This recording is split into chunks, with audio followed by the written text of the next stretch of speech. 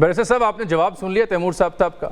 अब मुझे समझ नहीं आ रही कि एक तरफ वो कह रहे हैं हम तो बातचीत के लिए तैयार हैं, दूसरी जानिब उनके सीएम अगर इस्लामाबाद पर कब्जा करने की धमकी देंगे तो फिर आप क्या बेचेंगे?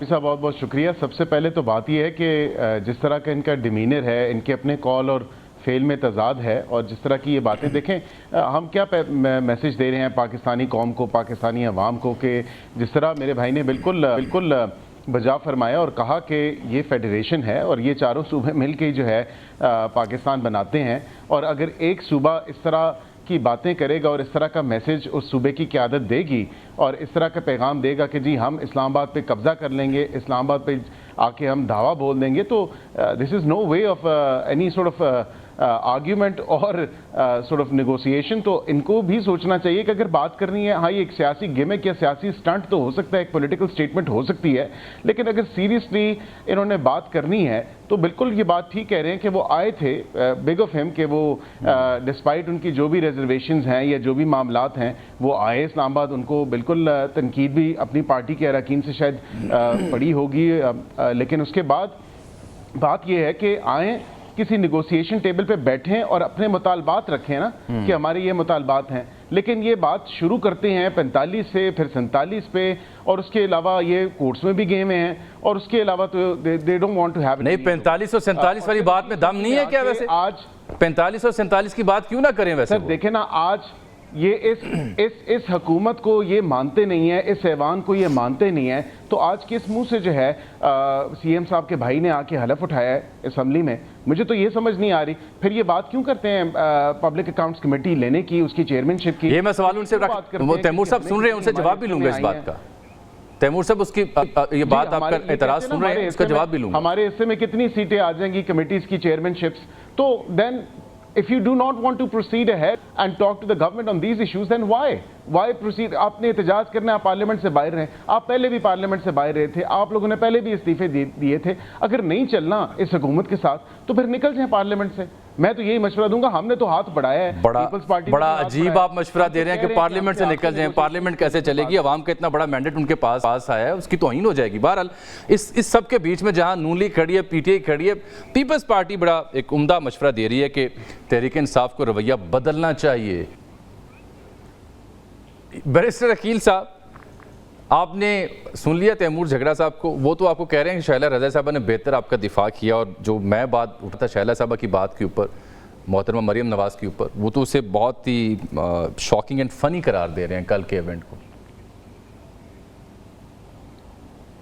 जामी साहब, सबसे पहले तो जो तैमूर झगड़ा साहब ने बात की, for the past 2-3 days we been on various shows together, और सबसे ये क्योंकि बड़ी डिटेल में बात डिस्कस हुई है कल के एक शो पे, और मैंने उस पर इनको वाज़े तौर पे बताया ना, actually it was very unfortunate जो कल इन्होंने एक शो पे बात की थी, लेकिन डिस्पाइट ऑल ऑफ दैट मैंने कल वजाहत भी दी है, और उसमें क्योंकि एक SRO मौजूद है और वो अल्हम्दुलिल्लाह 30 जनवरी का वो मौजूद है। वो ये नहीं कि हमारे दौरे हुकूमत में कोई नया कानून या नई कोई पॉलिसी लाई गई यूनिफॉर्म के ऊपर, वो वज़ीर आला साहिबा के ऊपर भी है और गवर्नर के ऊपर भी है, और अलामती तौर पे है सिंबॉलिकली, एंड आई थिंक कि उसमें पुलिस और ख़ासकर वुमेन पुलिस का मोराल जो है वो खासा हाई गया है कि हमारी एक खातून चीफ मिनिस्टर जो हैं वो हमारे साथ शाना बशाना खड़ी हैं और हमारे बारे में सोच रही हैं। लेकिन जहाँ तक बात उन्होंने की कि शैला साहिबा ने शायद बेहतर डिफेंड किया है नून लीग को, तो मुझे तो एक बड़ा छोटा सा सवाल है तैमूर झगड़ा साहब तक, पूछिए, कि मुझे समझ नहीं आ रही कि इनको प्रॉब्लम गवर्नमेंट के साथ है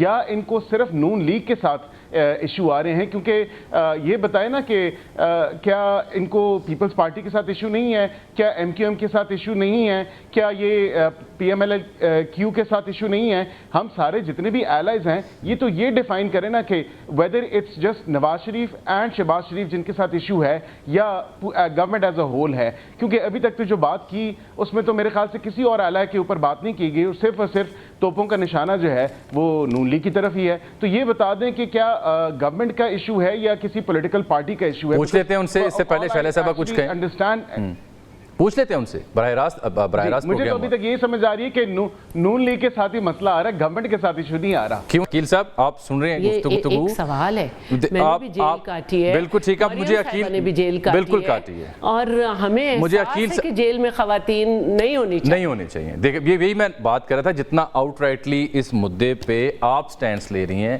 انفارچونیٹلی ایسا پی ٹی اے کے سننے سے نہیں ملتا وکیل صاحب. لیکن تمام توپوں کا رخ آپ کی جانب ہے، پولیس کے اوپر ہے، خواتین قیدیوں کو جیسے اندر رکھا گیا اس کے اوپر ہے، اس لیے وہ کہتے ہیں کہ ہم حق بجانب ہیں محترمہ مریم نواز کی اس معاملے کے اوپر تنقید کرنے کے لیے.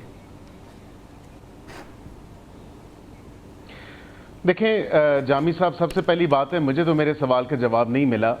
میرے خیال سے شاید پی ٹی اے کے کوئی بھی کینڈیڈیٹ جو ہے وہ سندھ میں کنٹیسٹ نہیں کیا، اگین کیونکہ توپوں کا رخ صرف پاکستان مسلم لیگ نون کی طرف ہے اور اس کی قیادت کی طرف ہے. ہاں، جھگڑا صاحب نے جواب نہیں دیا. پی ٹی اے کا کوئی کینڈیڈیٹ نہیں تھا، یہ جھگڑا صاحب نے یہ جواب نہیں دیا. لیکن برکیف موونگ فارورڈ اگر بات کی جائے تو جس طرح شیلا رضا صاحبہ نے بات کی کہ اٹس ویری انفارچونیٹ اگر ایک پولیٹیکل پارٹی نے اپنی خواتین سے ایسا کوئی کام لیا ہے اور ان کو استعمال کیا ہے 9 مئی جیسے افسوس زدہ واقعے میں، تو obviously very unfortunate and very disheartening to see کہ مطلب خواتین کو بھی نہیں چھوڑا انہوں نے، اور جس طرح انہوں نے اشتعال انگیزی کی، نفرت کی سیاست کی. اور اگر دیکھیں نا کہ یہ وہی پولیس کا نیکسس تو بنتا نہیں ہے، ان کا 9 مئی کا ہے جو کہ ریاست پہ حملہ ہے، it's an attack on the state.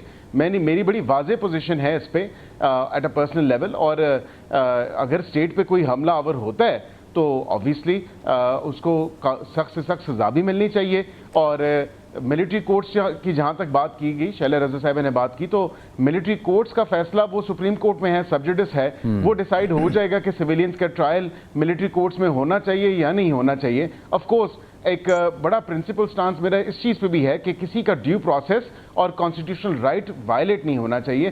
سب کو آئین اور قانون کے مطابق ایک فیئر ٹرائل ملنا چاہیے، فیئر ہیئرنگ ملنی چاہیے. یہ ہماری ڈیموکریٹک سوسائٹی کے نارمز ہیں جن کو ہم سب کو انشور کرنا ہماری آئینی اور ہماری ایز. لیکن اس میں جو وے فارورڈ جھگڑا صاحب دے رہے ہیں، جو میں ہر پروگرام میں بات کرتا ہوں مل بیٹھنے کی، جو پیپلز پارٹی بات، وہ وے فارورڈ آپ انہیں سن نہیں رہے. وہ وے فارورڈ میں یہ کہتے ہیں کہ جو ہماری جینوئن کنسرنز ہیں، جو ایکسیسز ہوئی ہیں یا جو دھاندلی مبینہ ہوئی ہے، اس کے اوپر ان کی جو کنسرنز ہیں اس کو آپ کیسے ایڈریس کریں گے، جو کہ بار بار وہ بات اس کے اوپر کر رہے ہیں؟ میرے خیال سے 2018 میں اس سے زیادہ کنسرنز ہمارے اور پیپلز پارٹی کے بھی تھے اس سارے پروسیس کے اوپر. بٹ اگین ہم نے ملک کی خاطر، جمہوریت کی خاطر ہم چلے، ٹھیک ہے، وٹ ایور، ہم اپنے اپروپریٹ فورمز پہ گئے. یہ 4.5 سال ایک سٹے آرڈر لے کے اس کے پیچھے چھپے رہے ان کے قاسم سوری صاحب ڈیپٹی اسپیکر. تو یہی عدالتیں ہیں، انہی عدالتوں سے ہمیں انصاف ملا ہے، انہی ٹریبیونل سے ہمیں انصاف ملا ہے. تو وائی کانٹ دے ایکچولی. اور ایک پروگرام میں یقین کریں بات ہو رہی تھی، بڑا ڈسہارٹننگ تھا اس چیز کو بھی سننا کہ 2 سال سے ہم جو ہیں لگے ہوئے ہیں اور 2 سال سے ہمیں اس چکی میں پیسا جا رہا ہے. تو آپ کو تو 2 سال سے ہوا ہے. آپ میرے خیال سے نون لیگ کی اور پیپلز پارٹی کی جو شہادتیں تھیں یا جو قربانیاں تھیں اس کو بھول گئے ہیں. کیا وزیر اعظم نواز شریف صاحب کو 3 دفعہ نہیں نکالا گیا یہ اپنی؟ تیمور صاحب